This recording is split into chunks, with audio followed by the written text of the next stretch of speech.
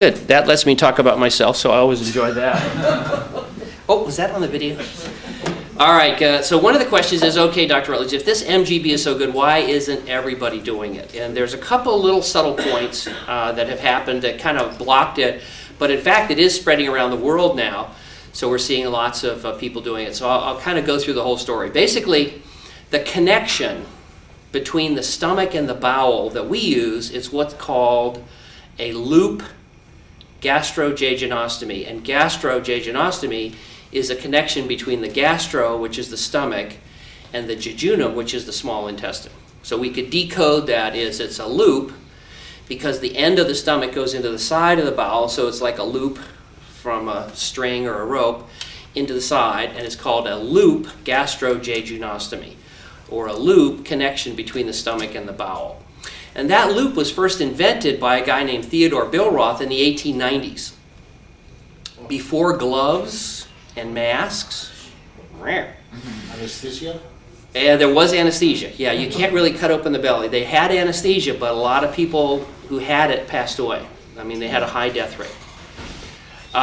There are stories that when some of these early surgeons were doing the surgery and they had such high death rates, they kind of ran them out of town. In Europe, you know, with pitchforks and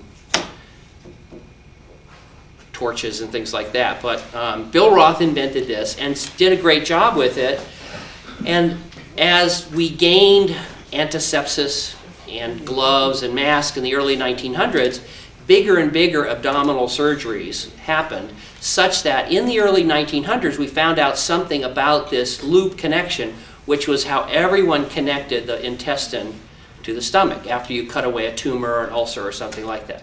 We found that the loop, which works great when connected to the bottom of the stomach, as you got higher up and when you put it next to the esophagus, those patients did terrible, vomiting bile forever and just had an awful life. So the loop, we learned in the 1900s, good down low, terrible up high, good down low, don't put it up here. Now, that we knew, and that's the general practice of surgeons up until the 1960s when the father of weight loss surgery, a guy named Mason, did the first gastric bypass. And he was really smart. He said, cut out the stomach, because that's where you do digestion. So he cut away almost all the stomach and put a loop up here.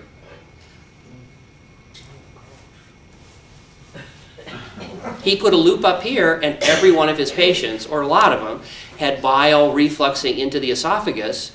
And so then every bariatric surgeon has now been taught the loop gastric bypass is bad. Because it was so high. You can't put it up here. Now, on the other hand, general surgeons who every day go to work and do surgery on the stomach for gastric cancer, tumors, gunshot wounds, and things like that, put loops here all the time. It's done about 16,000 times a year in the United States. But the bariatric surgeons kind of got off on their own, and they say, loop terrible. Loop terrible. Even though the most common choice for gastric cancer and things like that is a loop down low. But this got a bad reputation, so loop. So back in 1997, I was a general surgeon doing weight loss surgery, the old cut you open, staple the stomach, and bypass surgery. And I started doing laparoscopic Roux-en-Y gastric bypass. That's where they cut the bowel, hook one end up here and down here, and it's a fairly complicated surgery. Has a higher complication rate, higher failure rate, higher weight regain, not reversible and revisable. But I started to do some of the first laparoscopic cases, and I was on call one night in September 1997, and a drug dealer in Durham had a disagreement over pricing with one of his customers. And he got shot 7 times in the belly with a .357 Magnum. So he got into the ER, and we got him up to the operating room about 9 o'clock that night, and I cut open his belly, and the bottom of his stomach, the tail of his pancreas, and a bunch of intestine were shot up, and so we cut all that out. So we cut away the bottom of his stomach, and I had to hook it up, so I did a Billroth 2 connection, because that's what we do all the time. The next morning, I had a patient who was a friend of mine and a nurse who was going to have a laparoscopic Roux-en-Y gastric bypass, and I was talking to her and I said, gee, I don't understand why all these wacky bariatric surgeons are doing the Roux-en-Y. Why don't we just do a loop like we do all the time? And she says, yeah, I was an OR nurse for 20 years and we did that loop all the time for gastric ulcers before they invented Prilosec and drugs. So we did it and she did great. And then we did it again and again and again. So now we've done thousands and we published thousands, and everybody says, Dr. Rutledge is fibbing. It can't be that easy. And when I started, they said, well, he's questionable because he uses something called the internet.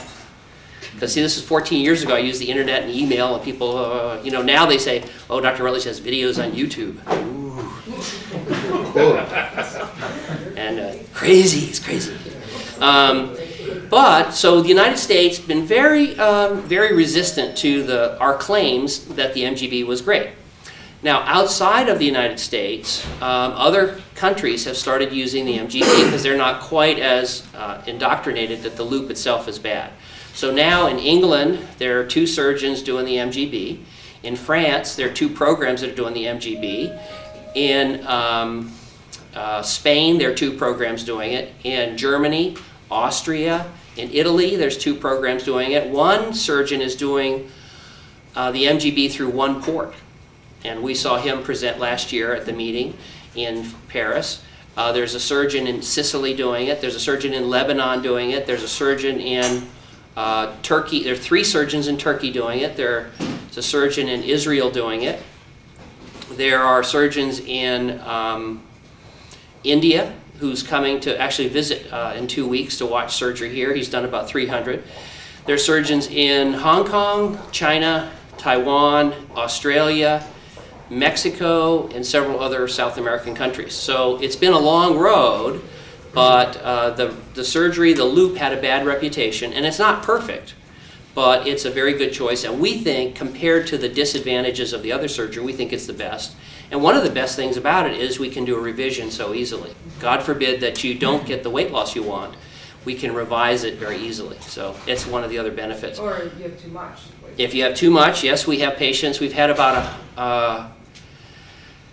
53 patients where they've lost too much weight. So we can go back and modify that. And we've had about 200 people who want more. They've had, moderate weight loss, cure of diabetes or things like that, but they're not happy at their weight, and so we add to the bypass.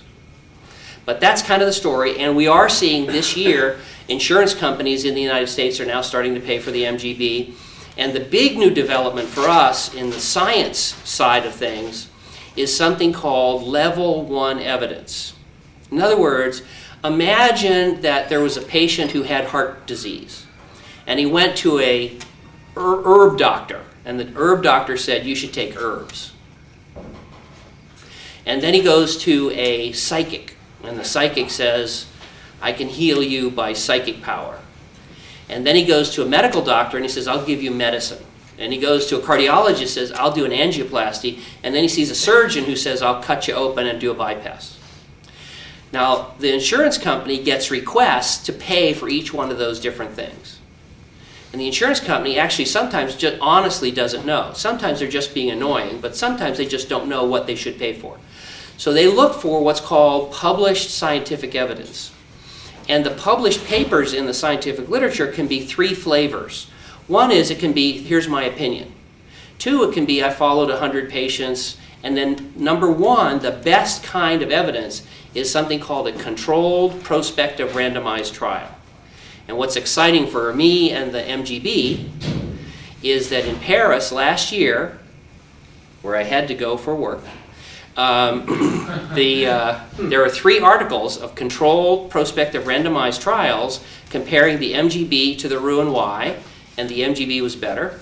They compared the MGB to the lap band, the MGB was better, and they compared the MGB to the new surgery called the sleeve, and the MGB was not just better, but it can tell you how much better. The sleeve is a good new surgery. It's about as effective as the lap band, which is not that much, but it's also pretty safe and reversible, or revisable. So they took diabetics and they randomly either gave them the sleeve or the MGB. At the end of 2 years, half of the diabetics were cured that had the sleeve, and 90% were cured if they had the MGB. So the MGB was not just better, but in that measure, it was twice as good. And that's what we see when we recently did a survey of our diabetics. 93% of our patients who were diabetic at the time of surgery were cured of their diabetes at 3 years when we tested them. So what it means now is insurance companies are starting to pay for it. The scientific data hasn't been published yet. It was just been presented at the meeting in a talk. And so we're waiting for that to come out in the papers. And so what we're seeing is basically it's taken about 15 years to go from my idea to being approved and agreed to, and it's still not quite there yet. But speaking of curing diabetes, do you want to say hi? Hello.